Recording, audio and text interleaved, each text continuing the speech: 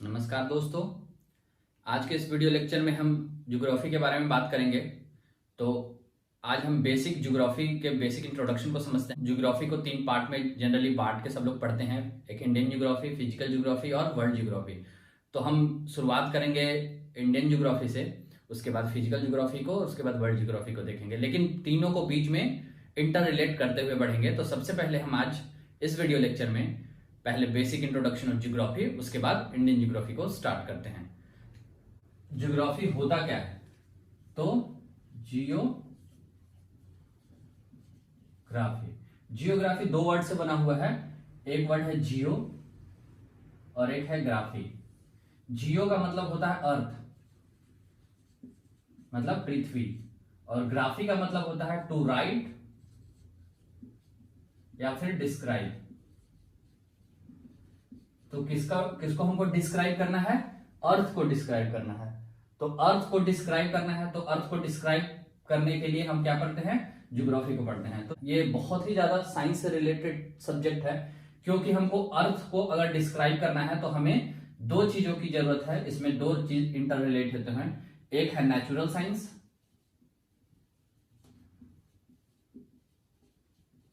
और एक होता है सोशल इकोनॉमिक साइंस।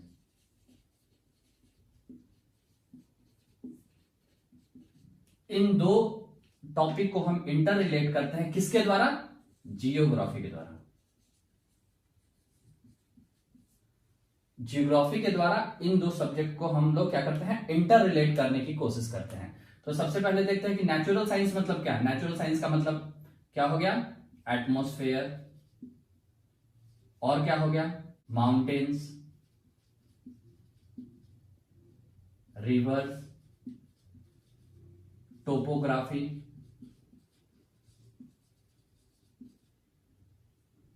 इन सब चीजों को हम लोग नेचुरल साइंस में पढ़ते हैं। और सोशल इकोनॉमिक साइंस में क्या पढ़ेंगे? एग्रीकल्चर,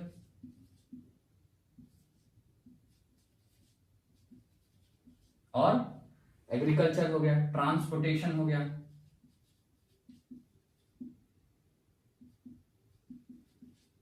ट्रांसपोर्टेशन, एग्रीकल्चर, और भी बहुत सारे हैं जो हम लोग क्या करते हैं? इंडस्ट्री,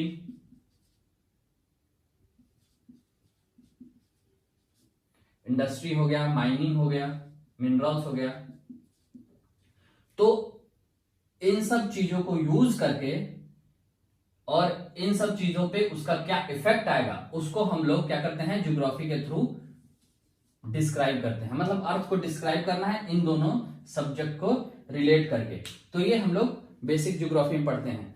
तो ये नेचुरल साइंस जो होता है जनरली फिजिकल ज्योग्राफी में आता है, हम लोग फिजिकल ज्योग्राफी से समझते हैं, और इसको जनरली ह्यूमन ज्योग्राफी बोलते हैं। ह्यूमन के पार्ट से रिलेटेड है, ह्यूमन के डेवलपमेंट से रिलेटेड है, इसलिए हम इसको ह्यूमन ज्योग्राफी बोल देते हैं और इसको फिजिकल ज्योग्राफी बोल देते हैं। लेकिन इंडियन पर्सपेक्ट में हम दोनों को मिला के इंडियन ज्योग्राफी पढ़ते हैं।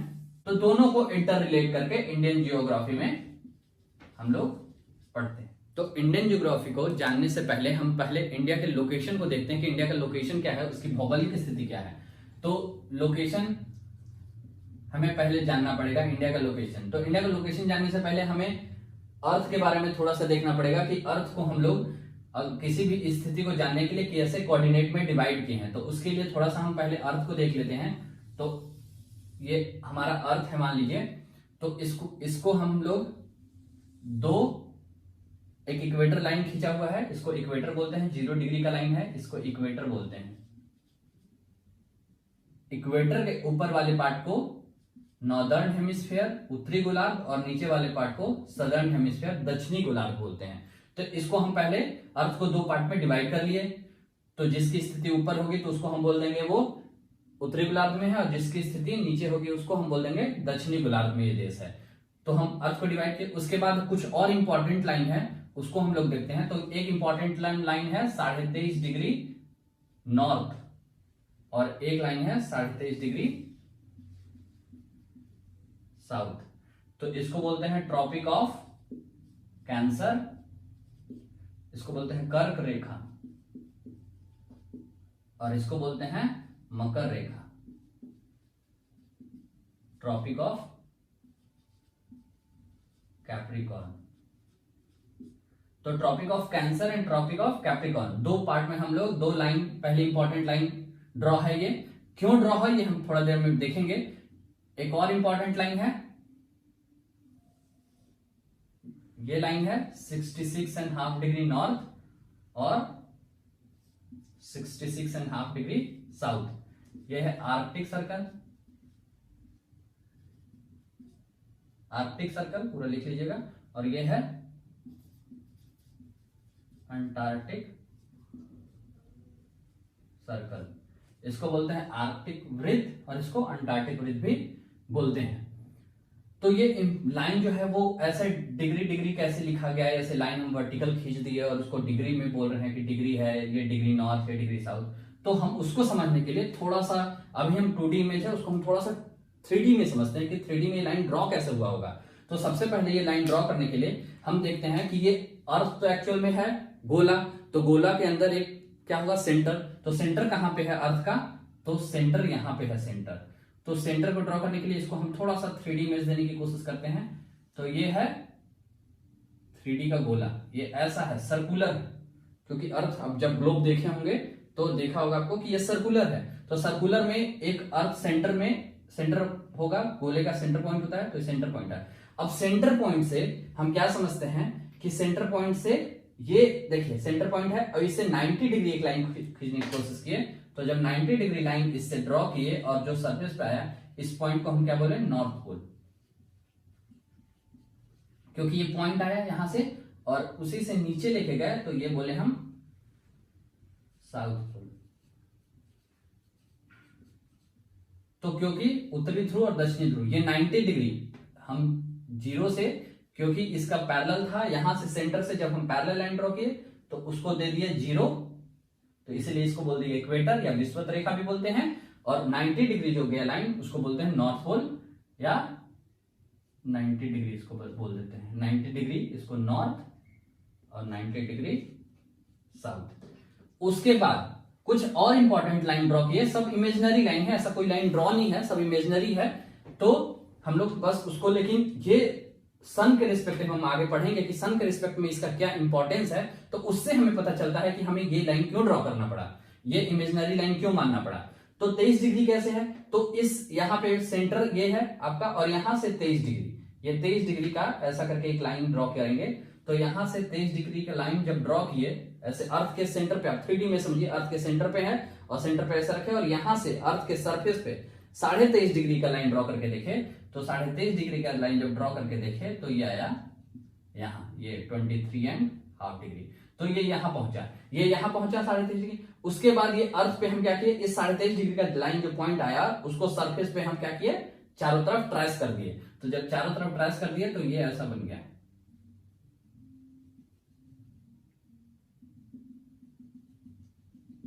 तो ये बन गया आपका एक और लाइन जिसको हम बोलते हैं ट्रॉपिक ऑफ कैंसर। एक्चुअल में ये सर्कुलर है, हम लोग 2D में जब बनाते हैं तो उसको एक लाइन ड्रॉ कर देते हैं, लेकिन ये पूरे सर्कल पे है। जैसे आप ग्लोब से देख सकते हैं, जैसे ये हमारे पास ये ग्लोब है, तो ग्लोब में देख सकते हैं आप कि ये 23.5 डिग्री का लाइन है। तो 23.5 डिग्री का लाइन जो है, जो इंडिया से पार हुआ है, 23.5 डिग्री का लाइन जो है वो पूरा 23.5 डिग्री का लाइन यहाँ पूरा सर्कुलर ऐसे करके है। तो उसी को हम समझने के लिए ये ऐसा करके पूरा लाइन खींचे हैं, क्योंकि ये 23.5 डिग्री, पहले हम अंदर इसके अंदर साइड गए, वहां से 23.5 डिग्री का लाइन ड्रॉ किया, सरफेस पे आया, उस सरफेस पे ऐसे करके ट्रेस कर दिए। तो सरफेस पे जब ट्रेस किए, इसको थोड़ा 3D आप समझिएगा तो आपको बहुत अच्छे से क्लियर होगा। वैसे ही हमें 66.5, यहां से 66.5 का एंगल ड्रॉ किए और उसके बाद उसको उस पे सरफेस पे आए, अंदर से लाइन ड्रॉ किए 66.5 का और उसके बाद उसको ऐसे करके सरफेस से कर्व किए, तो ये हो गया 66.5 का लाइन ड्रॉ हो गया हमारा। तो यहां से ये 66.5 है, 66.5 डिग्री, क्योंकि नॉर्थ में ड्रॉ किए, नॉर्दर्न हेमिस्फीयर में, तो नॉर्थ में हम लिखते हैं। और उस सर्कल को हम बोल दिए आर्कटिक सर्कल, क्योंकि ये एरिया था आर्कटिक जो सागर है, तो इसलिए इसके ऊपर, तो इसलिए इस सर्कल का नाम आर्कटिक सर्कल। इसके नीचे अंटार्कटिक है, इसलिए इस सर्कल का नाम अंटार्कटिक सर्कल। तो सेम चीज हम क्या किए, साउथ में भी वैसे ही किए, सदर्न हेमिस्फीयर में भी सेम प्रेस किए। एक बात इसके साथ और आपको समझना है कि जो हम ऐसा ग्लोब देख रहे हैं कि ऐसा हम बना दिए कि ऐसा ये है और ये एक्सिस दे दिए और ये इक्वेटर ऐसे 23.5 डिग्री ये, लेकिन एक्चुअल में ये हमारा अर्थ ऐसा है नहीं। हमारा अर्थ जो है वो क्या है, अपने एक्सिस से 23 डिग्री 23.5 डिग्री झुका हुआ है अपने एक्सिस पे। तो कैसे झुका हुआ है, तो हम अगर ये अर्थ को समझें तो एक्चुअल में हम ये समझ रहे थे अगर वर्टिकल रहता, लेकिन हमारा एक्सिस ऐसे है तो ये है हमारा 23.5 डिग्री, जो अर्थ का एक्सिस अब ऐसे है। तो अर्थ का एक्सिस अब ऐसे है तो इक्वेटर का लाइन कैसा होगा, क्योंकि इस एक्सिस से, ये हमारा एक्सिस था, इस एक्सिस से 0 ये लाइन खींचे तो इस एक्सिस से खींचेंगे तो ये हमारा अब 0 का लाइन हुआ, ये 23.5 डिग्री का लाइन आएगा, ये tropic of Cancer, tropic of Capricorn, ये इक्वेटर, ये 66.5। तो हमारा अर्थ एक्चुअल में ऐसे है, अपने एक्सिस, जो एक्सिस होना चाहिए था उससे 23.5 डिग्री ऐसे झुका हुआ है। आप ग्लोब में आप देखोगे तो ग्लोब को आप समझोगे तो देखो ये ऐसा होना चाहिए था, लेकिन हमारा ये जो ये दिख रहा है ग्लोब का ये लोकेशन आपको दिखेगा कि क्या है, ये ऐसे है। तो उसी जब अर्थ को आप जानिएगा तो ये समझ में आएगा कि ये हमारा नॉर्थ पोल हो गया और ये हमारा अब साउथ पोल हो गया। एक्चुअल में ये है, लेकिन हम बार बार टेढ़ा बनाएंगे तो अच्छे से समझ में आएगा नहीं, इसीलिए हम उसको क्या करते हैं, सीधा करके, और सिंपल अंडरस्टैंडिंग के लिए हमको लोग सीधा करके पढ़ते हैं। लेकिन जब आप कॉन्सेप्ट को समझिएगा उसका, तो आप ये जरूर ध्यान में रखिएगा कि हमारा अर्थ जो है एक्सिस ऐसे हो ना होके हमारा अर्थ ऐसे है। तो इस लोकेशन को हम जब समझते हैं कि ऐसे है अर्थ, एक्सिस 23 डिग्री झुका हुआ है, तो इसलिए इसका क्या इंपॉर्टेंस है। और हम यही लाइन क्यों ड्रॉ की है, हम ऐसे करके 20 डिग्री का भी लाइन ड्रॉ कर सकते थे, 10 डिग्री, 5 डिग्री, सबका लाइन ड्रॉ कर सकते थे और सबको हम लोग पढ़ते, लेकिन हम बस 66.5 और 66.5 क्यों 67 हो जाता या 60 हो जाता, लेकिन हम 66.5 को क्यों पढ़ रहे हैं, 23.5 को क्यों पढ़ रहे हैं, आधा आधा करके। और बाकी लाइन इतनी इंपॉर्टेंट, 50 डिग्री का लाइन नहीं देख रहे हैं, 60 डिग्री का लाइन नहीं देख रहे हैं, और 23.5 डिग्री 66.5 डिग्री का लाइन देख रहे हैं। तो उसका एक अपना इंपॉर्टेंस है। उसका क्या इंपॉर्टेंस है हम नेक्स्ट डायग्राम में देखते हैं। और उसका इंपॉर्टेंस समझने के लिए आपको यह ध्यान में रखना पड़ेगा कि हम भले डायग्राम सीधा बनाते हैं, लेकिन एक्चुअल में अर्थ जो है वो ऐसे झुका हुआ है और अर्थ का जो एक्सिस है ये ऐसे है, इक्वेटर का लाइन ऐसे है, ट्रॉपिक ऑफ कैंसर का लाइन ऐसे है, ट्रॉपिक ऑफ कैप्रिकॉर्न का लाइन ऐसे है। तो सबसे पहले ये सन समझते हैं कि ये सन है, और अर्थ के 4 पोजीशन को देखते हैं।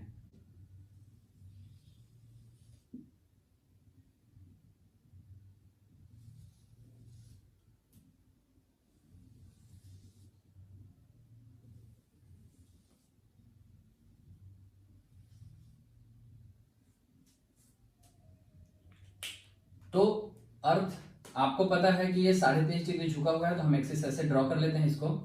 और ये आपका 3 इंपॉर्टेंट लाइन हो गया, आपको पता है, ये कर्क रेखा, इक्वेटर, विषुवत रेखा और ये मकर रेखा करेंगे। वैसे ही इसको देखेंगे तो ये पोजीशन कैसा हो जाएगा, ऐसा। विषुवत रेखा सबसे बड़ा लाइन होता है और जैसे जैसे ऊपर की तरफ जाएंगे लेंथ छोटा होते रहता है।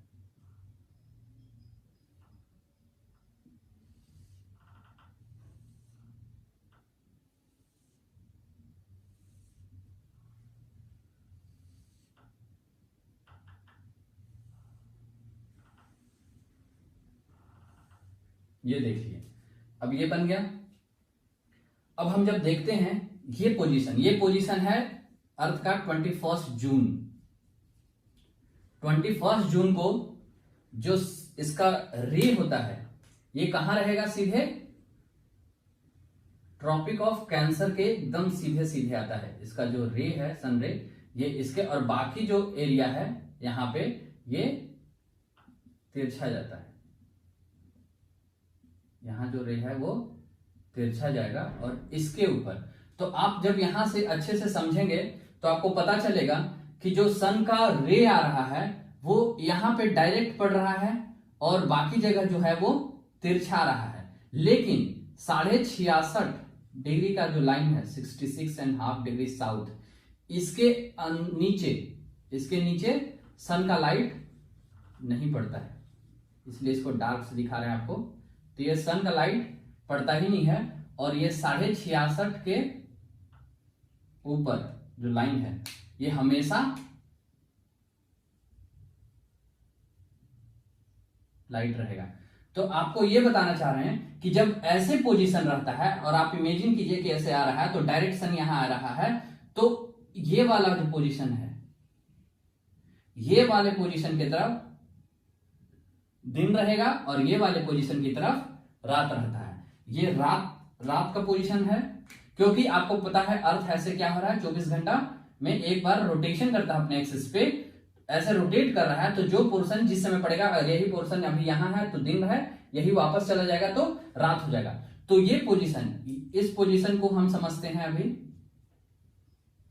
तो इधर क्या रहेगा, डार्क रहेगा और इधर लाइट रहेगा, दिन रहेगा।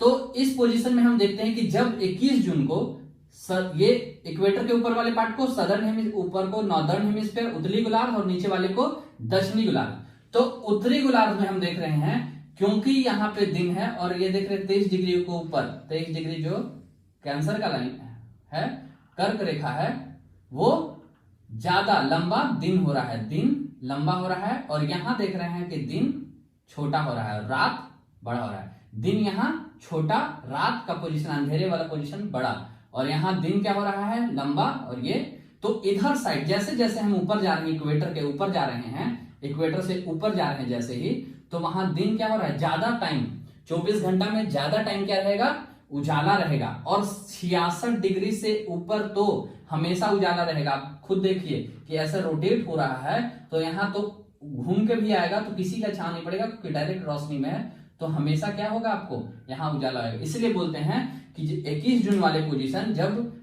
उत्तरी गोलार्ध के सीधे सन हो जाता है तो ऊपर वाले पोर्शन में यहाँ पे 6 महीना पूरा का पूरा, हमेशा 6 महीना 66.5 के ऊपर आर्कटिक सर्कल के ऊपर 6 महीना पूरा दिन रहेगा, वहां रात नहीं होता है। इवन रसिया नीचे है तो रूस में भी 2 घंटे 3 घंटे के लिए इस पोजीशन पे 2 घंटे 3 घंटे के लिए ही केवल रात होता है, बाकी दिन होता है। और जैसे जैसे नीचे आते जाएंगे वैसे वैसे सदर्न हेमिस्फीयर में दिन छोटा होगा और रात बड़ा होने लगेगा। इस वाले पोजीशन को बोलते हैं समर सोल्स्टाइस। इस वाले पोजीशन को समर सोल्स्टाइस बोलते हैं। तो ये पोजीशन आप देख के आपको अब थोड़ा सा अंदाजा लग गया होगा कि हम इसी लाइन को क्यों पढ़ रहे थे, क्योंकि यही वो लाइन है 66.5, 23.5, 0, 23.5 और 66.5, जिससे ये पता चल रहा है कि टेम्परेचर जो सन का पोजीशन है ना वो चेंज होता है। तो इसीलिए इस लाइन को हम पढ़ते हैं। जैसे ही 21 जून के बाद 23 सितंबर को अर्थ यहां पे पहुंचेगा, क्योंकि आपको पता है ये सन की चारों तरफ क्या करता है, रिवॉल्व करता है। अर्थ रोटेट भी कर रहा है अपने एक्सिस पे, साथ ही साथ रिवॉल्व भी करते जा रहा है। तो 365 दिन 6 घंटे में एक बार पूरा सन रिवॉल्व कर लेता है, सन के अराउंड अर्थ रिवॉल्व कर लेता है, घूम लेता है। इसको रिवॉल्यूशन बोलते हैं और इस वाले मूवमेंट को रोटेशन बोलते हैं। तो और क्योंकि रिवॉल्यूशन कर रहा है तो अर्थ यहां था, फिर 3 महीने बाद यहां पहुंचा, फिर 3 महीने बाद यहां पहुंचा, ऐसे करके आप एक एवरेज एक साल में 4 पोजीशन को हम देख रहे हैं। तो जब यहां पहुंचा तो यहां से जो रे है वो डायरेक्ट कहां आता है, इक्वेटर के ऊपर सीधे कहां होगा, इक्वेटर के ऊपर होगा। और बाकी जगह में क्या जाएगा, तिरछा सन का लाइट जो जाता है वो तिरछा जाता है। तो ये पोजीशन बराबर रहता है। तो यहाँ पे सन किसके सीधे है, इक्वेटर के सीधे है, तो इक्वेटर के पास ज्यादा रहेगा। उसके बाद अब जब पोजीशन यहां हम पहुंचे तो यहां पे हम देख रहे हैं कि ऐसे झुक गया, तो अब सन जो है वो 23.5 डिग्री जो नीचे है लाइन, यहां सीधे बढ़ेगा। तो ये होता है 22 दिसंबर के दिन, 22 दिसंबर। इसको इक्विनॉक्स पोजीशन बोलते हैं, इक्विनॉक्स, क्योंकि 23 सितंबर को है इसलिए ऑटम इक्विनॉक्स बोलते हैं। और इसको बोलते हैं विंटर सॉल्स्टिस।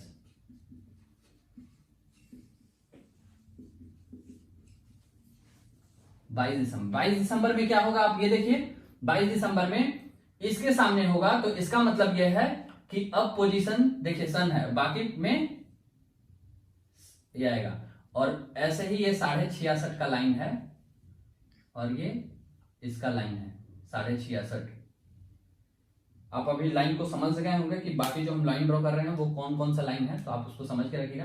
तो यहां पे आप देखिएगा कि ये हमेशा दिन रहेगा, क्योंकि ये ऐसे है, इस पोजीशन पे है, तो इधर से सन ज्यादा लाइट देगा, तो ये वाला पोजीशन हमेशा 6 महीना हमेशा दिन रहेगा। वो रोटेट भी कर रहा होगा, लेकिन सब का सब पोर्शन जो है वो सन के सामने रहता है। और ये वाला जो पोजीशन है ये सन के सामने कभी नहीं आएगा 6 महीने। इस पोजीशन मतलब कि अभी यहां से यहां तक के पोजीशन, यहां से यहां तक का पोजीशन, यहां हमेशा दिन चल रहा था, दिन चल रहा था, दिन चल रहा था, लेकिन अब इस पोजीशन में आते के साथ यहां पूरा ढक गया और ये पूरा उजाले में आ गया, ये पूरे अंधेरे में चला गया। तो इस पोजीशन में क्या हो गया, ये अंधेरे में चला गया और ये पूरा का पूरा उजाले में। इसीलिए बोलते हैं कि 66.5 डिग्री नॉर्थ का जो आर्कटिक सर्कल है वो अंधेरा रहेगा, 6 महीना अंधेरा रहेगा, 22 दिसंबर से लेके कहां तक, 21 जून तक। फिर 21 जून में मतलब उसके 20 जून तक, उसके बाद 21 जून को फिर से यहां उजाला होगा और ये अंधेरे में चल जाएगा। तो ये 6 महीने का ऐसा रोटेशन 66.5 डिग्री के ऊपर ही होता है, उसी पोजीशन के ऊपर होते रहता है। इसीलिए इस लाइन को हम पढ़ते हैं 66.5 डिग्री नॉर्थ और 66.5 डिग्री साउथ। और 23 डिग्री का मतलब समझ गए कि सन जो है वो सीधे यहां रहा, उसके बाद धीरे धीरे इक्वेटर के ऊपर आया, फिर धीरे धीरे वो किसके सीधे हो गया, यहां सीधे हो गया। उसके बाद इस पोजीशन में फिर से वो इक्वेटर के सीधे इसका रे हो गया, बाकी जगह तिरछा रह जाता है। तो ये भी इक्विनॉक्स हो गया। इक्विनॉक्स का मतलब कि इक्वेटर पे, और इस पोजीशन में आप देखिएगा कि इक्वेटर पे ना हमेशा 12 घंटे का दिन और 12 घंटे का रात रहेगा, चाहे कोई भी पोजीशन हो। यहां भी हो तो 12 घंटे का दिन 12 घंटे का रात, यहां भी 12 घंटे। इसमें क्या पोजीशन रहेगा, देखिए ऐसा पोजीशन, ये वाला पोर्शन क्या रहेगा आपका, अंधेरे में रहेगा, और ये वाला पोर्शन जा। तो इसका मतलब कि दक्षिणी गोलार्ध में लंबा दिन करेगा और उत्तरी गोलार्ध में छोटा दिन करेगा और बड़ा रात करेगा। तो हमारा, क्योंकि इंडिया का लोकेशन आपको पता है कि कहां पे है, इंडिया का लोकेशन मैं बता देता हूं, अभी आगे बताने वाला हूं और अच्छे से, लेकिन मैं थोड़ा सा यहां भी बता देता हूं कि इंडिया का जो लोकेशन है वो ट्रॉपिक ऑफ कैंसर के यहां पे है। अगर इंडिया का मैप जाने तो यहां पे है, क्योंकि दक्षिणी उत्तरी गोलार्ध में है, यहां पे है, यहां पे है, यहां पे है। तो इसके हिसाब से आपको क्या लग रहा है, इसके हिसाब से देखें तो इंडिया में 21 जून के समय गर्मी पड़ता है, क्योंकि सन सामने है और दिन लंबा पड़ेगा, दिन लंबा होगा, रात छोटा होगा। इक्विनॉक्स के पोजीशन पे आएगा तो बराबर दिन रात, यहां पे 23 सितंबर को एग्जैक्ट दिन रात बराबर हो जाएगा। उसके बाद 22 दिसंबर को देखें तो इंडिया में क्या हो रहा है, इंडिया के पोजीशन में, क्योंकि ये इंडिया का पोजीशन ऐसा ही हमेशा अंधेरे में नहीं रहेगा, क्योंकि ये ऐसे घूमता है ना, अर्थ ऐसे करके घूम रहा है, ऐसे करके घूम रहा है, तो ये फिर ऐसे यहां पे आएगा, लेकिन ज्यादातर टाइम उसका रात का समय जाएगा। तो इसीलिए यहां रात बड़ा होता है और दिन छोटा होगा, क्योंकि इंडिया ऐसे करके घूम के फिर यहां आएगा, लेकिन दिन में इतना ही लंबा दिन रहेगा यहां और रात ज्यादा लंबा रहेगा। तो इसीलिए 22 हमारे यहां उस समय ठंड का दिन पड़ता है। क्योंकि ठंड का भी दिन क्यों पड़ता है, क्योंकि सन जो है वो डायरेक्ट सीधा नहीं होता है, वो स्लैंट आता है। स्लैंट आ रहा है क्योंकि सीधा कहां है, नीचे वाली लाइन में है, तो यहाँ पे तिरछा आएगा। यहाँ पे सन सीधा था इसलिए गर्मी है, और इस समय बहुत ज्यादा न ठंड है न बहुत ज्यादा गर्मी है। तो इक्विनॉक्स जहां दिन और रात बराबर होता है, इसको ऑटम इक्विनॉक्स बोलते हैं, इसको स्प्रिंग इक्विनॉक्स बोलते हैं। ये कौन सा है, 21 जून, 23 सितंबर, 22 दिसंबर, ये 21 मार्च, 21 मार्च। तो ये पोजीशन था अर्थ जब रिवॉल्व करता है अर्थ। और क्या इन चारों लाइन का क्या इंपॉर्टेंस था, आप इस डायग्राम से बहुत अच्छे से समझ सकते हैं कि क्यों हम इसी चारों लाइन को देखते हैं। और फाइनल इसको करते हैं, तो फाइनल हम इसको देखते हैं। तो अर्थ को अगर हम ऐसा बनाएं तो हम ये समझ में आया हमको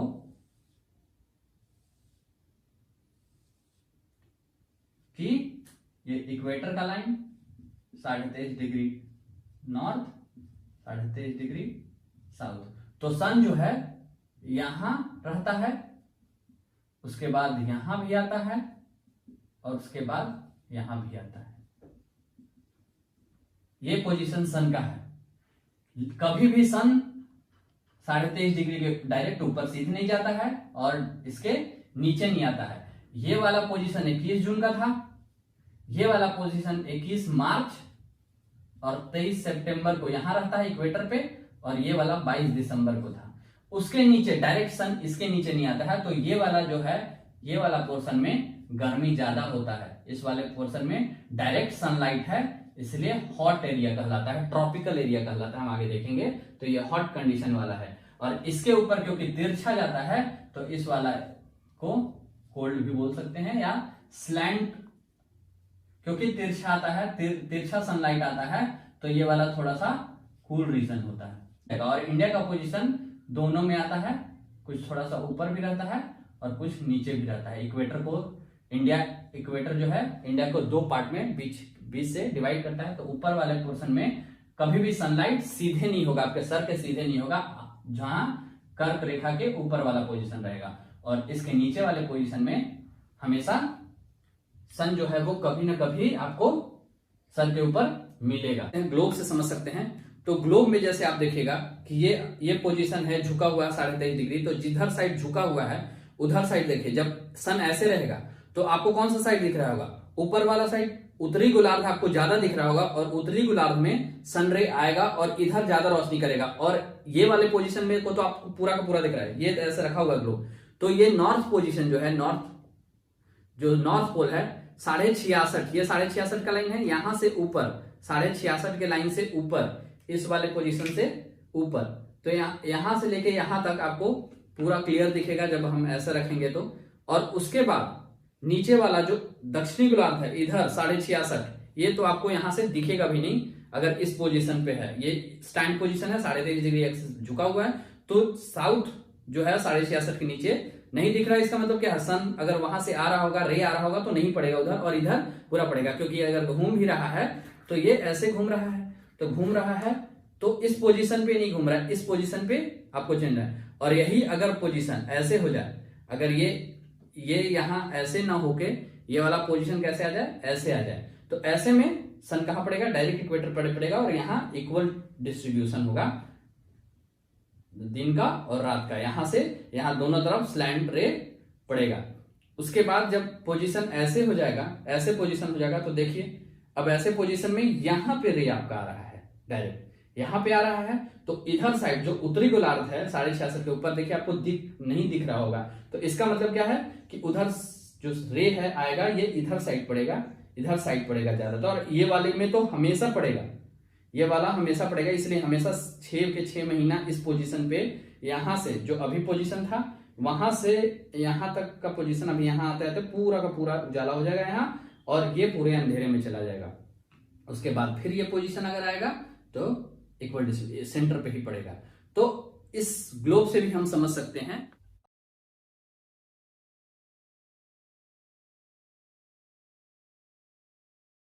अब हम क्या करते हैं कि फाइनल एक बार देखते हैं कि जो हम अभी तक जो लाइन देखे, लैटिट्यूड लाइन, उसका क्या मीनिंग था।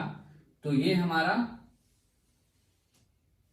इसको जो लाइन हम लोग इंपॉर्टेंट देखे, इसको क्या बोलते हैं? लैटिट्यूड लाइन या अक्षांश रेखाएं बोलते हैं। अक्षांश रेखा है ये लैटिट्यूड लाइन।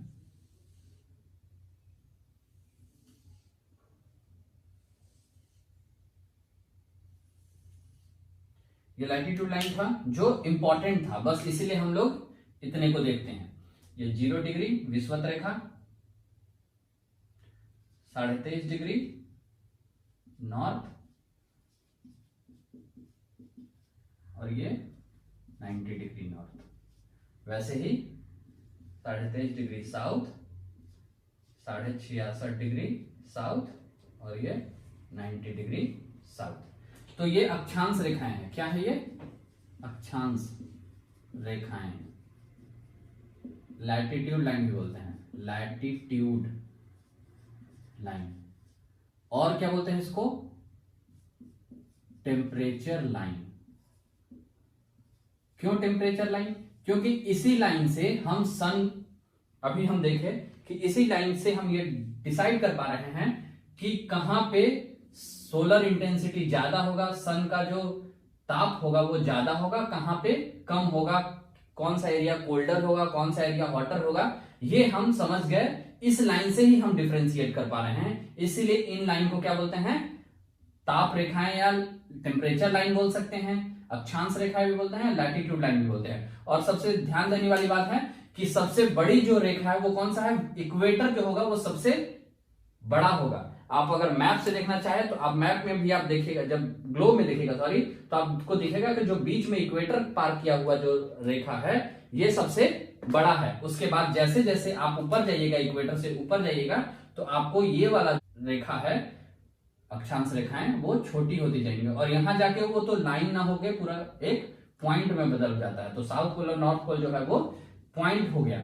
और जैसे जैसे हम इसके तरफ जा रहे हैं तो हम ये देखें कि सन का जो था पोजीशन, सन का रे था, ये यहां से यहां डायरेक्ट वर्टिकल, और यहां इसके बाद जो है वो तिरछा पड़ता है, इसके बाद तिरछा पड़ता है, और यहां से यहां तक इस पोजीशन तक डायरेक्ट वर्टिकल पड़ता है।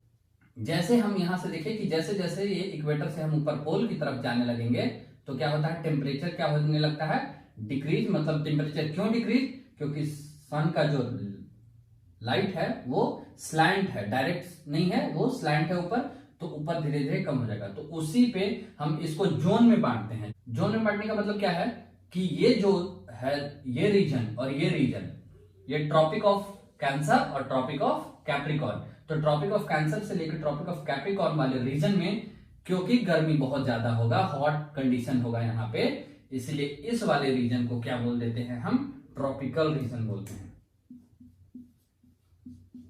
Tropical region. तो ये ट्रॉपिकल रीजन हुआ। तो ट्रॉपिकल रीजन के ऊपर यहां पे इस वाले एरिया में सनलाइट बहुत कम है, स्लैंट आ रहा है, डायरेक्ट नहीं है, तो इस वाले रीजन को टेम्परेट रीजन बोलते हैं। ये उष्ण कटिबंध हिंदी में बोलते हैं उष्ण एरिया, ये शीतोष्ण। और ये वाला जो एरिया है ये कोल्ड जोन बोलते हैं या पोलर जोन बोलते हैं। क्यों, क्योंकि यहां पे आप देख रहे हैं कि सनलाइट बहुत ही कम होता है और 6 महीना तो होता ही नहीं है, इसीलिए इस वाले रीजन को पोलर जोन, इधर पोलर जोन और इधर साउथ में भी सेम टेम्परेट जोन। तो हम इसको ऐसे डिवाइड करके पढ़ सकते हैं। लेकिन थोड़ा सा और इसमें एक और लाइन है जो यहां पे आता है, इसको सब ट्रॉपिकल भी बोलते हैं। एक और कैटेगरी किया गया क्योंकि इंडिया, बहुत सारे कंट्री ऐसे हैं जो बीच में इसके पड़ते हैं, जैसे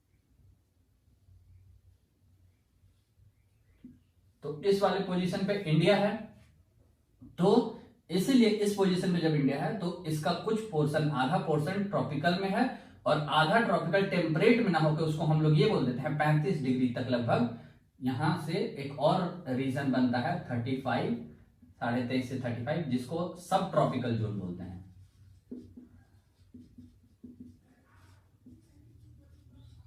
और वैसे ही सेम टू सेम नीचे भी। तो अगर आप जनरलाइज्ड वे में देखें तो जोन कौन सा होता है, ये ट्रॉपिकल 23.5 से 23.5 साउथ से 23.5 north, tropical region, temperate region, polar region. लेकिन हम लोग थोड़ा सा और उसको डिटेल पढ़ने के लिए यहां पे एक और जोन बना दिए हैं जिसको बोलते हैं हम लोग सब ट्रॉपिकल। कहीं कहीं आपको आएगा कि सब ट्रॉपिकल रीजन, तो सब ट्रॉपिकल इसी को बोलते हैं, सब ट्रॉपिकल रीजन। लॉन्गिट्यूड लाइन को देखते हैं जिसे देशांतर रेखा भी बोलते हैं। तो लॉन्गिट्यूड लाइन या फिर देशांतर रेखाएं,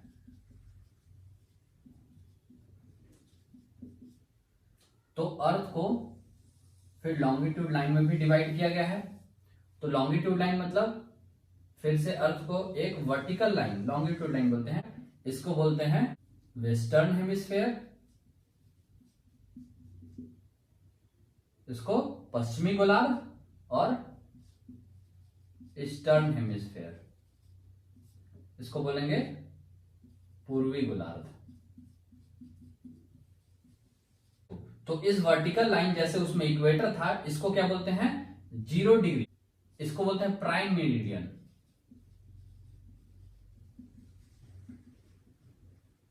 जीरो डिग्री का देशांतर रेखा है, इसको ग्रीनविच मेरिडियन भी बोलते हैं, ग्रीनविच मेरिडियन, ग्रीनविच लाइन भी बोलते हैं, ग्रीनविच लाइन, ग्रीनविच रेखा। तो ग्रीनविच रेखा क्यों बोलते हैं इसको? क्योंकि ये जो लाइन है, एक लंदन के पास ग्रीनविच में रॉयल ऑब्जर्वेटरी लैब है, तो वहां से ये लाइन पार होता है ग्रीनविच से, तो लंदन के पास है, तो उस ये लाइन क्योंकि उस शहर से पार होता है, तो उसी के नाम पे इस रेखा का नाम ग्रीनविच रेखा पड़ा गया। तो दो पार्ट में डिवाइड हो गया। अब दो पार्ट में डिवाइड हो गया, जब आप लोग को देखोगे तो आपको समझ में आएगा कि उसके बाद यहां से एंगल बनाया गया, यहां से एंगल बना के 0 डिग्री, ऐसे यहां से इसके रिस्पेक्ट में, जैसे ये 30 डिग्री का हो गया तो ये 60 डिग्री का, ये 90 डिग्री का, ऐसे करके ये यहां से ऐसे 90 डिग्री, वैसे ये 90 डिग्री, और ये अभी सामने दिख रहा है आपको, वैसे ही पीछे है। तो वैसे ही करके टोटल आप ऐसे करके जाओगे, ग्लोब में आपको दिखाता हूं। तो जैसे ये जो रेखा है, ये लंदन का जो ग्रीनविच रेखा है, यहां से 0 डिग्री पार हुआ है, यहां से 0 डिग्री पार हुआ है ये वाला रेखा ग्रीनविच से। तो इस इधर से 90 डिग्री यहां तक आया, उसके बाद यहां से पीछे, जस्ट इसके पीछे, 0 से जस्ट इसके पीछे 180 का लाइन जाएगा इधर से ऐसे होते हुए, और उसी के इधर से होते हुए 180 का लाइन आएगा। तो यहां से ऐसे जैसे हो गया 20, 30, ऐसे करके 90, फिर ऐसे करके, और जस्ट इसके पीछे 180, वैसे ही यहां से 10, 20, 30 ऐसे करके किए, और ये 90, और यहां से ऐसे जा जाके ये 180। तो हम यहां से देखेंगे कि ये पूरा, क्योंकि एक सर्कल है और सर्कल 360 में एंगल बनाता है, तो यहां से टोटल ये लाइन 0 और इसके पीछे 180, और ऐसे करके टोटल 360 हो जाएगा। 360 का जो है वो लाइन हम ड्रॉ कर दिए। उसके बाद हम देखते हैं कि जब हम ये बनाएं, आपको ये समझ में आ गया होगा कि कैसे ड्रॉ कर रहे हैं। यहां से एंगल बनाता है, दोनों बहुत अच्छे से आप ध्यान रखिएगा। ये यहां से एंगल बनता है, यहां से कितना डिग्री है, तो यहां से जब एंगल बना तो ये जैसे आ गया, मान के चलिए 30 डिग्री का, तो 30 डिग्री का एंगल यहां से और 30 डिग्री का एंगल यहां से, ऐसे करके, तो दोनों ज्वाइन हो जाएगा, ऐसा करके जाएगा। वैसे ही 60 डिग्री हो गया, मान के चलिए ये 90 डिग्री हो गया, वैसे ये भी 90 डिग्री, ये 30 डिग्री, ये 60 डिग्री, और ये 90 डिग्री। तो लैटिट्यूड लाइन में हम ये देखे थे कि जैसे जैसे हम ऊपर जाते हैं, तो हमारा जो सर्कुलर जो पोजीशन है, जो अक्षांश रेखाएं हैं, वो छोटी होती जाती हैं। लेकिन यहाँ पे इक्वल डिस्ट्रीब्यूशन, हर रेखा जो होता है वो बराबर होता है, पैरेलल होता है, सब इक्वल डिस्ट्रीब्यूशन का होता है, कोई छोटा बड़ा नहीं होता है। तो ऐसे करके हम 180 टोटल 360 डिग्री में पूरे अर्थ को डिवाइड कर लेते हैं। और ये डिवाइड क्यों करते हैं? तो ये डिवाइड करते हैं यहां से समय के लिए, इसलिए इसको टाइम लाइन भी बोलते हैं, and time line plus date line. तो डेट लाइन किसको बोलते हैं? तो यहां ग्रीनविच से जाके जो 180 डिग्री का लाइन है, जो इधर से भी, वेस्ट से भी और ईस्ट से भी जहां जाके मिला होगा, वो जाके बियरिंग स्ट्रेट, रसिया, अलास्का और रसिया का जो बाउंड्री, वहां से आप मैप में देखिएगा तो आपको पता चल जाएगा। तो वहां से आपको ये 180 डिग्री का लाइन पास होता हुआ दिखेगा, उसी को इंटरनेशनल डेट लाइन बोलते हैं, इंटरनेशनल डेट लाइन।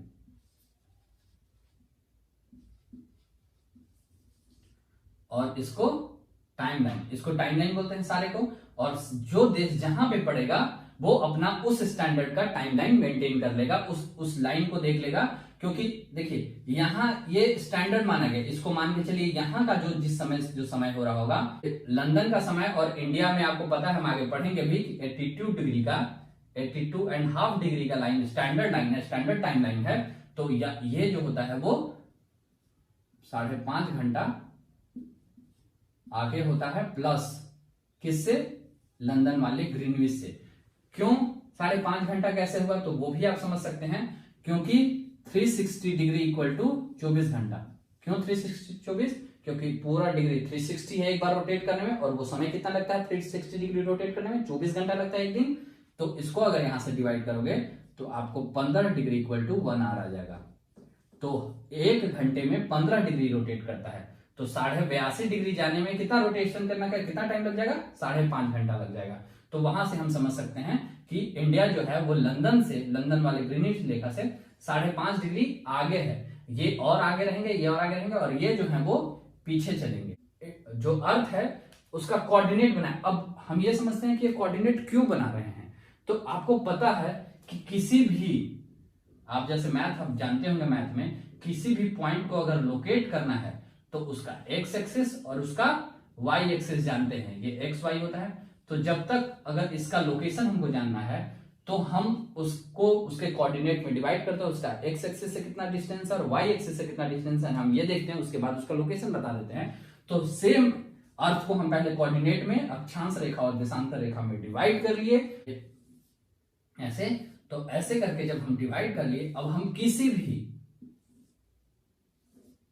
भी अर्थ के जहां पे, अर्थ पे जो भी देश का जहां पोजीशन होगा उसका हम कोऑर्डिनेट की कितना लैटिट्यूड और किसका कितना लॉन्गिट्यूड है वहां पे हम उसको बता सकते हैं।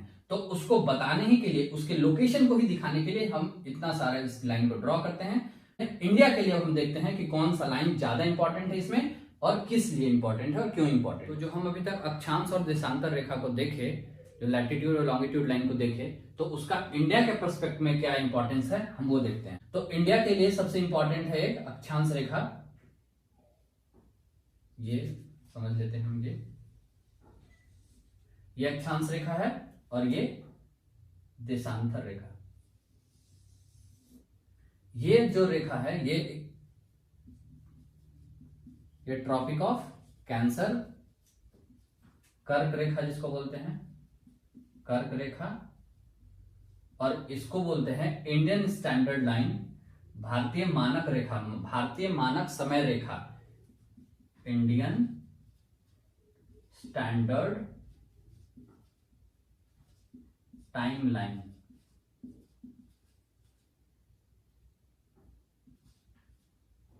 जो 82.5 डिग्री ईस्ट है, 82.5 डिग्री ईस्ट और वेस्ट में डिवाइड किए थे, तो ईस्ट है और 82.5 डिग्री ईस्ट है, और ये जो है वो 23.5 डिग्री 23.5 डिग्री नॉर्थ। इंडिया का लोकेशन जो हम अक्षांश रेखा और देशांतर रेखा में देखे, ये मेन इंपॉर्टेंट लाइन है।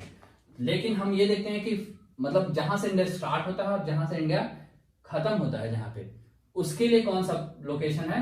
तो अगर अक्षांश रेखा की बात करें तो ये वाला रेखा जिसको, और एक ये वाला रेखा, तो ये जो रेखा है ये 8 डिग्री 4 मिनट का लाइन है और ये 37 डिग्री 6 मिनट का लाइन है।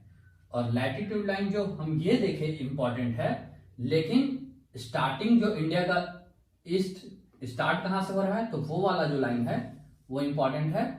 इसको बोलते हैं 68 डिग्री 7 मिनट, और ये जो लास्ट लाइन है अरुणाचल प्रदेश जो है वो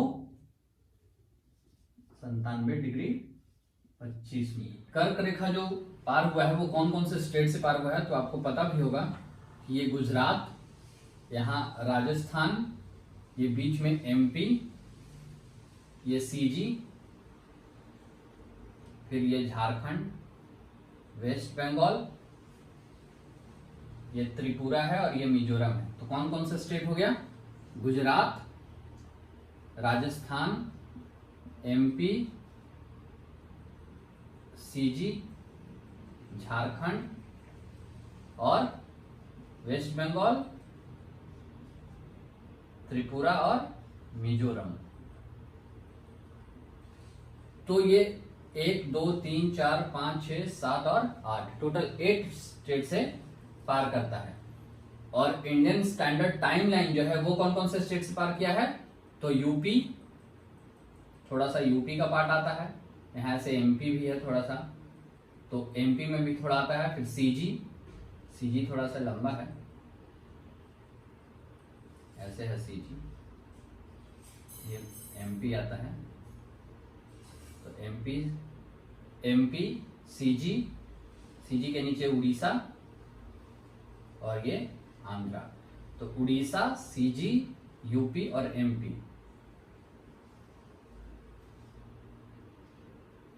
तो कौन कौन से स्टेट से पार हो गया,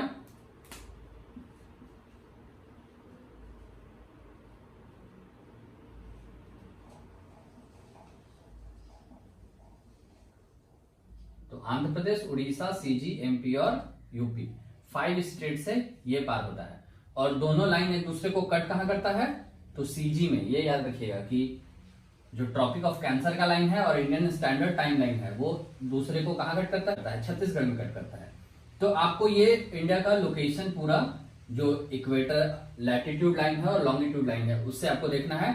तो आप फिर से एक बार मैं जल्दी बता रहा हूं कि ये 8 डिग्री 4 मिनट का लाइन जो लास्ट है, और इसके बाद अगर ओवरऑल पूरा बोले, क्योंकि अंडमान निकोबार थोड़ा सा और नीचे है, तो लास्ट अंडमान निकोबार का जो लाइन है वो लास्ट जो लाइन है वो 6 डिग्री 45 मिनट।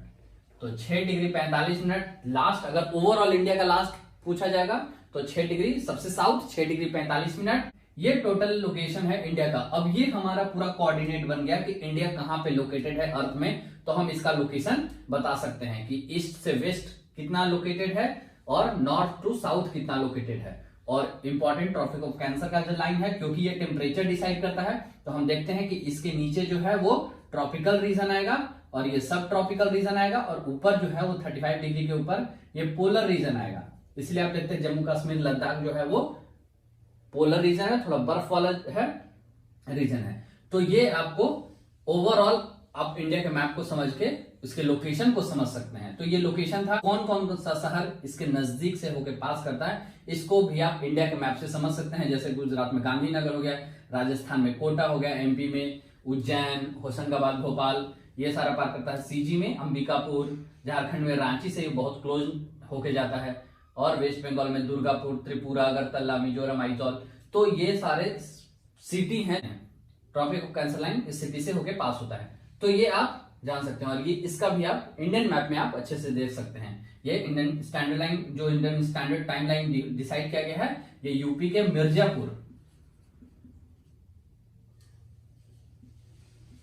इलाहाबाद के पास है मिर्जापुर, वहां उस वाले लोकेशन को इंडियन स्टैंडर्ड टाइम लाइन का लोकेशन, वहां जो टाइम होता है एग्जैक्ट, उसी को सारे इंडिया के वॉच में सेट किया गया है। तो सारे इंडिया का टाइम वहीं के टाइम से डिसाइड होता है।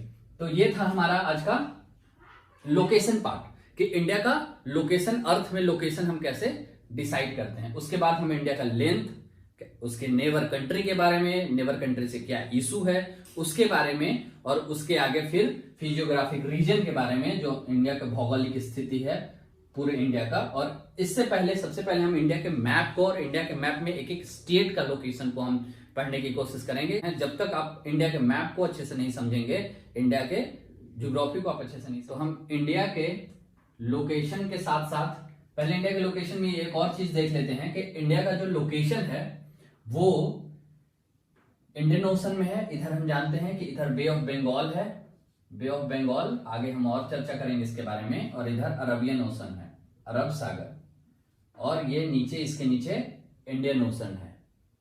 तो और इसके बाद यहां से और यहां इस एरिया, यहां ये जो हमारा बाउंड्री है वो समुद्र का बाउंड्री है, ओशनिक बाउंड्री है, सी बाउंड्री है। और यहां से जो बाउंड्री है इंडिया का वो क्या है, लैंड बाउंड्री है। और हम अभी एक्सटेंट देखे थे कि कहां से कहां तक एक्सटेंट था।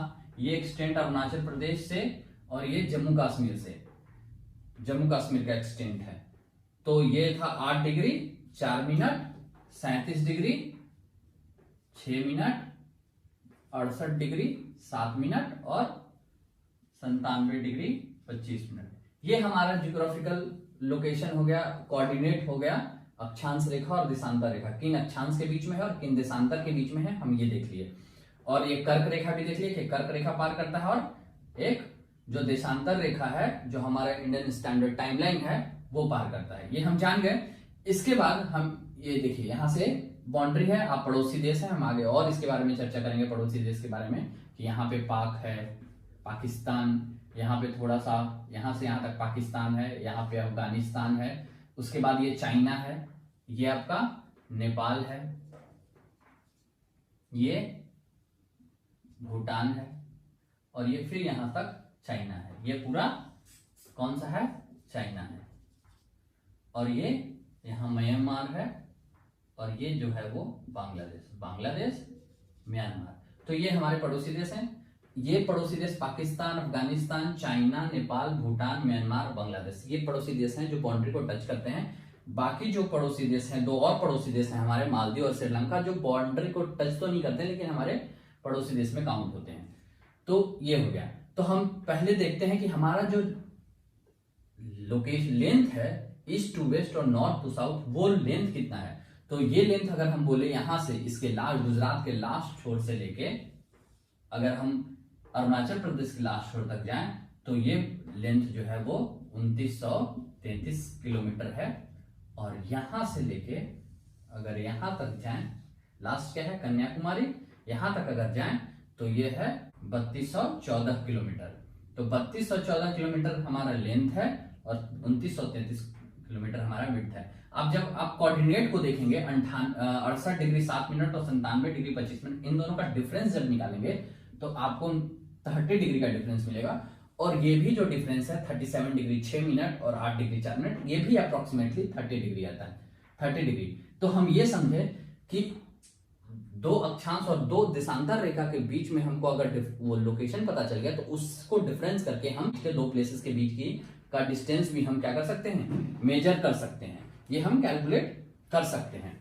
तो 30 डिग्री और हम देखते हैं कि 1 डिग्री इक्वल टू 111 किलोमीटर होता है, 111 किलोमीटर। लेकिन क्योंकि ये इक्वेटर के लिए होता है, अब इक्वेटर हम जानते हैं कि सबसे बड़ा लाइन होता है जो बीच का होता है इक्वेटर सबसे, और जैसे जैसे जाते हैं तो अक्षांश रेखाएं क्या होती हैं, छोटी होती जाती हैं।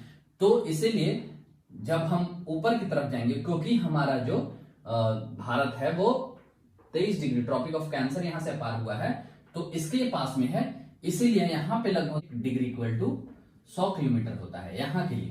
कहां के लिए, जब आप इक्वेटर से ऊपर जाते हैं तो लगभग 1 डिग्री इतना के बराबर, तो 30 डिग्री लगभग 30,000 किलोमीटर के बराबर हो गया, 30,000 किलोमीटर। और हम जब देखते हैं कि 3000 किलोमीटर, तो 3000 किलोमीटर के बराबर हुआ, तो 3000 किलोमीटर हम अप्रोक्सीमेट देखते हैं कि 3000 किलोमीटर के बराबर है। और तो इसको 3000 किलोमीटर भी हम रफ आइडिया के लिए याद कर सकते हैं कि जो हमारा लेंथ और विड्थ जो है वो 3000 किलोमीटर है। ये डिफरेंस इसलिए है क्योंकि ये जो लेंथ का कैलकुलेशन है ये ज्यादा क्यों आ गया, तो ज्यादा इसलिए आ गया क्योंकि यहाँ पे calculation 1 degree equal to 111 kilometre से हम किए हैं। क्यों किए हैं, तो देशांतर रेखा हर जगह इक्वल है, तो वहां तो 111 किलोमीटर हो गया, लेकिन तो लैटिट्यूड लाइन ऊपर जाते जाते कम होने लगता है, इसीलिए यहाँ पे हम आके अप्रोक्सीमेटली 100 किलोमीटर से करते हैं। इसलिए हमारा विड्थ जो है थोड़ा सा कम हो जाता है और लेंथ जो है थोड़ा सा बड़ा हो जाता है। तो लेंथ और विड्थ ये है।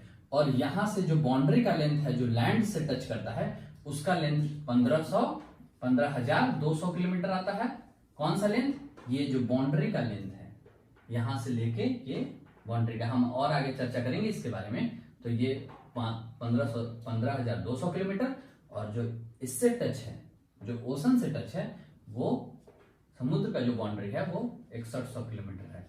अगर हम अंडमान निकोबार को और लक्षद्वीप के बाउंड्री को भी मिला दें तो ये जो हो जाता है वो 7516 किलोमीटर हो जाता है। 7516 किलोमीटर अगर इंक्लूडेड आइसलैंड, और ये केवल land boundary. Ocean boundary, ocean boundary में कौन कौन हो गया, किसका किसका, यहां से आधा गुजरात, ये गुजरात है, यहां से यहां महाराष्ट्र, थोड़ा सा गोवा, फिर कर्नाटका, फिर केरला, फिर यहां से तमिलनाडु, फिर आंध्र प्रदेश, उड़ीसा और वेस्ट बंगाल। ये यहाँ पे उड़ीसा का बाउंड्री आता है, यहाँ पे वेस्ट बंगाल का बाउंड्री आता है, यहाँ पे आंध्र प्रदेश का बाउंड्री आता है, यहाँ पे तमिलनाडु का बाउंड्री आता है, यहाँ केरला, यहाँ कर्नाटका, यहाँ गोवा और यहाँ महाराष्ट्र और ये गुजरात।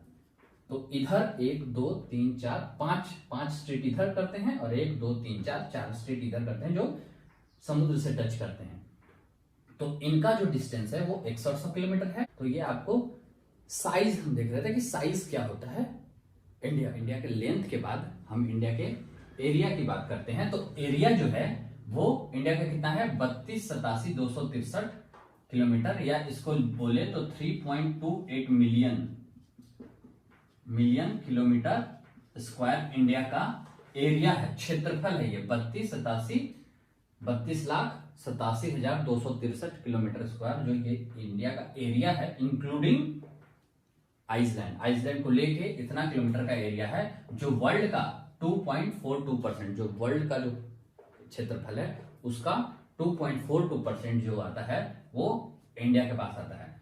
तो उसके बाद हम ये देखना चाहेंगे कि एरिया इतना बड़ा है तो उस एरिया में कौन सा स्टेट सबसे ज्यादा कवर करके रखा है? तो सबसे ज्यादा जैसा आपको पता है कि राजस्थान का एरिया सबसे ज्यादा है, उसके बाद राजस्थान के बाद एमपी का एरिया ज्यादा है, एमपी के बाद महाराष्ट्र का एरिया ज्यादा है, थर्ड नंबर पे महाराष्ट्र, ये थर्ड नंबर, यहाँ पे है महाराष्ट्र, ये महाराष्ट्र का एरिया है, ये राजस्थान का एरिया है, ये राजस्थान का एरिया है, राजस्थान, फिर सेकेंड नंबर पे एमपी, सेंट्रल इंडिया में एमपी है, राजस्थान थर्ड नंबर पे, first number, second number, third number, fourth number पे यूपी है, फिफ्थ नंबर पे गुजरात है, गुजरात के बाद कर्नाटक, गुजरात के बाद कर्नाटक है, कर्नाटक के बाद सेवेंथ नंबर पे आंध्र प्रदेश, जो यहां से लेके यहां तक है आपका आंध्र प्रदेश, या आंध्र प्रदेश सेवेंथ नंबर पे, एट नंबर पे आपका उड़ीसा है, उड़ीसा ऐसे देखेंगे तो एट्थ नंबर पे उड़ीसा, ये एट्थ नंबर पे है, और नाइन्थ नंबर पे छत्तीसगढ़ हो गया, यहां पे छत्तीसगढ़ है, और टेंथ नंबर पे तमिलनाडु, टेंथ नंबर पे तमिलनाडु। तो आप यहां एक बार और मैं लिख देता हूं, पहले नंबर पे Rajasthan, Rajasthan, MP, Maharashtra, fourth number पे कौन है? यूपी, पांचवें नंबर पे जम्मू कश्मीर था पहले, लेकिन जम्मू कश्मीर क्योंकि आपको पता है कि अब क्या है, यूनियन टेरिटरी में कन्वर्ट हो गया है, जम्मू कश्मीर प्लस लद्दाख, और जम्मू कश्मीर छोटा यूनियन टेरिटरी है, लद्दाख बड़ा यूनियन टेरिटरी है एरिया वाइज, तो अब ये खत्म हो गया, इसलिए पांचवें नंबर पे अब गुजरात आ गया, और छठे नंबर पे कर्नाटक, सातवें नंबर पे आंध्र प्रदेश, आठवें नंबर पे उड़ीसा, नौवें नंबर पे छत्तीसगढ़, और 10वें नंबर पे तमिलनाडु। तो ये लोग जो एरिया वाइज इंडिया के स्टेट हैं, सबसे छोटा स्टेट अगर बोला जाए तो वो गोवा है, गोवा सबसे छोटा स्टेट है।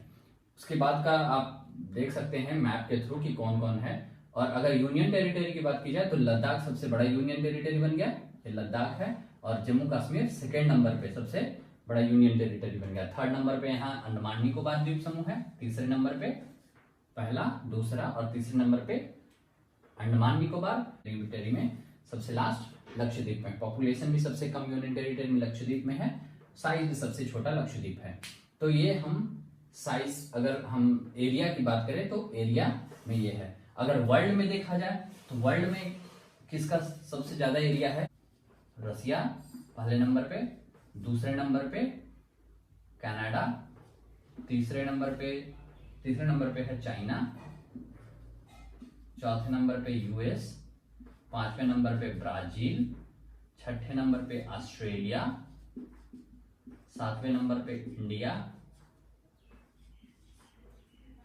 आठवें नंबर पे अर्जेंटीना है, नौवें नंबर पे कजाकिस्तान, सबसे बड़ा लैंडलॉक कंट्री है कजाकिस्तान। इससे अभी सारे जो देश हैं समुद्र से घिरे हुए हैं कहीं ना कहीं से, बस एक कजाकिस्तान ही सबसे बड़ा है जो चारों तरफ से लैंड से ही घिरा हुआ है, इसलिए सबसे बड़ा लैंडलॉक कंट्री कजाकिस्तान है। 10वें नंबर पे अफ्रीका में है अल्जीरिया, पहले सूडान था लेकिन सूडान अब साउथ सूडान नॉर्थ सूडान में डिवाइड हो गया है, तो अल्जीरिया जो है वो 10वें नंबर पे आ गया है।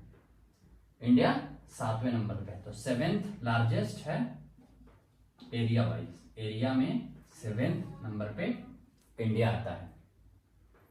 तो एरिया के बाद हम इसके पॉपुलेशन की भी चर्चा कर लेते हैं कि किसका पॉपुलेशन सबसे ज्यादा है इंडिया में। तो पॉपुलेशन में जब हम बात करें तो सबसे पहले पॉपुलेशन में सबसे ज्यादा है, किसका पॉपुलेशन ज्यादा है? यूपी का पॉपुलेशन सबसे ज्यादा है, लगभग 20 करोड़ पॉपुलेशन है। और इंडिया का अभी अगर बात किया जाए तो इंडिया का पॉपुलेशन 1.39 बिलियन पॉपुलेशन है इंडिया का, 1.39 अभी के यूएन रिपोर्ट के हिसाब से। दूसरे नंबर पे यूपी के बाद महाराष्ट्र का पॉपुलेशन है, तीसरे नंबर पे बिहार का पॉपुलेशन है, चौथे नंबर पे वेस्ट बंगाल का पॉपुलेशन है, इसका लगभग 10 करोड़ के आसपास है, इसका 12 करोड़ के आसपास है। वेस्ट बंगाल का 9 करोड़ के आसपास पॉपुलेशन है। पांचवें नंबर पे एमपी का पॉपुलेशन है और छठे नंबर पे तमिलनाडु का पॉपुलेशन है। तो ये पॉपुलेशन वाइज है। बिहार सबसे ज्यादा पॉपुलेशन डेंसिटी वाला स्टेट भी है सबसे ज्यादा, क्योंकि एरिया बहुत छोटा है, लगभग 12वें स्थान पे इसका एरिया में 12वां स्थान आता है, लेकिन पॉपुलेशन में ये तीसरा स्थान आता है। इसलिए पॉपुलेशन डेंसिटी, जनसंख्या घनत्व बिहार में सबसे ज्यादा है। तो वर्ल्ड में सबसे ज्यादा पॉपुलेशन आपको पता ही है, ऑफ कोर्स चाइना का सबसे ज्यादा पॉपुलेशन है, दूसरे नंबर पे इंडिया, तीसरे नंबर पे यूएसए,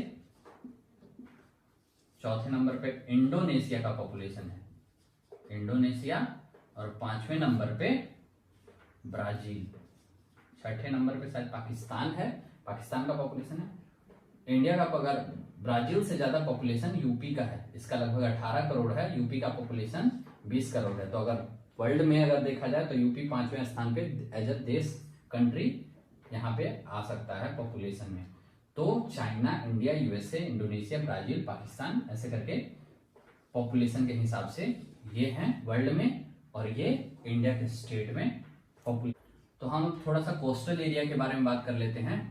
तो कोस्टल एरिया, इंडिया का कोस्टल एरिया, और बाद में हम नेबरिंग कंट्री के बारे में जो लैंड से टच करते हैं उनके बारे में जानेंगे। तो पहले कोस्टल एरिया के बारे में देखते हैं। तो जैसा भी बताया मैंने कि कोस्टल में इधर से 5 स्टेट और इधर से 4 स्टेट, टोटल 9 स्टेट प्लस 9 राज्य समुद्र को टच करते हैं, प्लस यूनियन टेरिटरी। तो कौन सा यूनियन टेरिटरी टच करता है?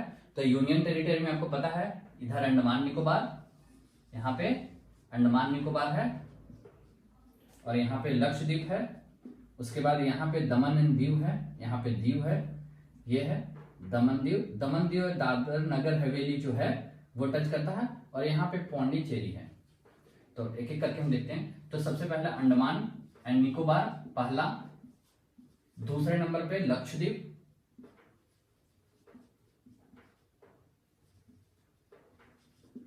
तीसरे नंबर पे अगर बात करें तो दमन एंड दीव, क्योंकि दमन एंड दीव और दादर नगर हवेली एक ही यूनियन टेरिटरी हो गया है, इसीलिए हम दमन दीव अगर बोले तो अगर दादर नगर हवेली आता है तो वो भी आंसर हो जाएगा। क्यों? क्योंकि दादर नगर हवेली और दमन दीव एक ही यूनियन टेरिटरी है। तो क्योंकि यहाँ पे दीव आइलैंड टच करता है यहाँ पे, तो दीव हो गया, और चौथे नंबर पे पौंडीचेरी। और आपको पौंडीचेरी के लोकेशन के बारे में पता होगा कि पौंडीचेरी 4 जगह है। पौंडीचेरी 4 जगह मतलब एक ये पौंडीचेरी ओरिजिनल है, ये कराईकल है, ये चेन्नई के पास है पौंडीचेरी, और एक आंध्र प्रदेश में यनम है, ये यनम है, ये पौंडीचेरी है, पुडुचेरी, ये कराईकल है, और एक यहाँ पे माहे केरला में है, माहे। तो माहे केरला में, कराईकल और ये तमिलनाडु में, और ये आंध्र प्रदेश में। तो आंध्र प्रदेश, तमिलनाडु और केरला 3 जगह पौंडीचेरी है, क्योंकि ये पहले फ्रेंच टेरिटरी थे, फ्रांस के कब्जे में थे। जब आजाद हुए तो ये सारा जो है छोड़ के गए जब, तो इन चारों को मिला के हम फ्रेंच कॉलोनी को मिला के एक यूनियन टेरिटरी बना दिए। 4 अलग अलग लोकेशन पे हैं। तो ये भी पौंडीचेरी भी, क्योंकि कोस्टल एरिया है यहाँ पे, तो पुडुचेरी भी कोस्टल एरिया में गया। तो और 9 स्टेट आप जानते ही हैं कौन कौन सा, गुजरात, महाराष्ट्र, गोवा, कर्नाटक, केरल, तमिलनाडु, आंध्र प्रदेश, उड़ीसा और वेस्ट बंगाल। तो ये अब बात आती है कि सबसे ज्यादा अगर इसका किसका कोस्टल एरिया ज्यादा है, तो सबसे ज्यादा कोस्टल एरिया तो ओवरऑल में किसका, अंडमान निकोबार का, इसका कोस्टल एरिया सबसे ज्यादा है। और दूसरे नंबर पे किसका है, गुजरात का, ये सेकेंड। लेकिन अगर स्टेट की बात की जाए, मेनलैंड की बात की जाए, तो स्टेट में, क्योंकि ये यूनियन टेरिटरी स्टेट नहीं है, तो अगर क्वेश्चन आता है कि स्टेट में किसका सबसे ज्यादा कोस्टल एरिया है, तो गुजरात का कोस्टल एरिया सबसे ज्यादा है स्टेट में। तो ये 9 स्टेट और 4 यूनियन टेरिटरी जो है वो समुद्र से टच करते हैं, और सबसे ज्यादा गुजरात और अंडमान निकोबार। इसमें थोड़ा सा हम एक चीज और देखते हैं कि ये क्या है। यहाँ पे ये वाला लोकेशन जो है इसको गल्फ ऑफ कच्छ बोलते हैं, गल्फ ऑफ कच्छ, कच्छ की खाड़ी बोलते हैं, कच्छ की खाड़ी इसको बोलते हैं, और इसको खंभात की खाड़ी बोलते हैं, गल्फ ऑफ कैम्बे। यहाँ पे श्रीलंका के पास जो है, श्रीलंका के पास वाले को गल्फ ऑफ मन्नार बोलते हैं, मन्नार की खाड़ी, मन्नार की खाड़ी जो श्रीलंका और इंडिया के बीच में है, वो उसको बोलते हैं, और एक दोनों अलग होता है जिसको पाक स्ट्रेट बोलते हैं, पाक स्ट्रेट। ये चैनल है पाक स्ट्रेट, मन्नार की खाड़ी यहाँ पे, और ये तो बे ऑफ बंगाल आप जानते ही हैं, बे ऑफ बंगाल, और ये अंडमान सी है यहाँ पे, अंडमान सी, अंडमान निकोबार यूनियन टेरिटरी के पास अंडमान सी, ये है बे ऑफ बंगाल, ये है इसके इधर पूरा अरबियन सी है, ये अरबियन सी है, ये खंभात की खाड़ी है, कच्छ की खाड़ी है, मन्नार की खाड़ी है। तो ये लोकेशन आपको ध्यान रखना चाहिए कि कहाँ पे क्या है। तो खाड़ी और स्ट्रेट, ये चैनल क्या होता है एक्चुअल में ना, कि अगर खाड़ी का मतलब यह है कि दो लैंड, जैसे लैंड बाउंड्री है और लैंड बाउंड्री के अंदर अगर नैरो कुछ समुद्र का पानी घुस चुका है नैरो पोर्शन में, तो उसको क्या बोलते हैं, जैसे ऐसे नैरो पोर्शन में यहाँ समुद्र का पानी घुसा है तो इसको बोलते हैं खाड़ी। स्ट्रेट किसको बोलते हैं, जब दो लैंड बाउंड्री के बीच में ऐसे करके समुद्र का पानी पास हो रहा है तो इसको क्या बोलते हैं, स्ट्रेट बोलते हैं। जैसे यहाँ पाक स्ट्रेट है, ये यहाँ पे तमिलनाडु का बाउंड्री है और यहाँ पे श्रीलंका है, तो इन दोनों के बीच में क्योंकि पानी पास हो रहा है लैंड बाउंड्री के बीच में, लैंड के बीच में, तो इसीलिए इसको पाक स्ट्रेट बोला जाता है। पाक स्ट्रेट के इधर मन्नार की खाड़ी है ये वाला एरिया।